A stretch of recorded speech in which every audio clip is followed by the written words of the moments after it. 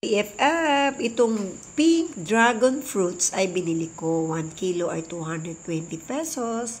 So, talaga namang napakalaki at talaga namang mapapalad yung mga may tanim na dragon fruits at napakamahal nito. At mabigat ang kaya ito ay bumibilang lang ng 3 o 2 piraso. Pero napakatamis niya. Bumili rin ako ng kulay yellow dragon fruits. At na-conscious naman ako kung ano lasa nito, bakit kakaibang kulay ito. At grabe, hindi siya matamis. Mas gusto ko yung dragon fruits na pink. Sa totoo lang, ang mahal pa kaya ng yellow dragon fruits.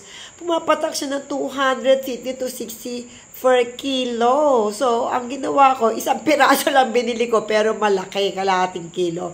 Ang talagang binili ko 1 kilo ay ang pink. Mas tamis BFF ang pink, 100%. Sa kalagitnaan ka ng aking video at tinapos mo to, please follow me naman and subscribe. Thank you mga BFF friends. At least may tip na ako sa inyo ha.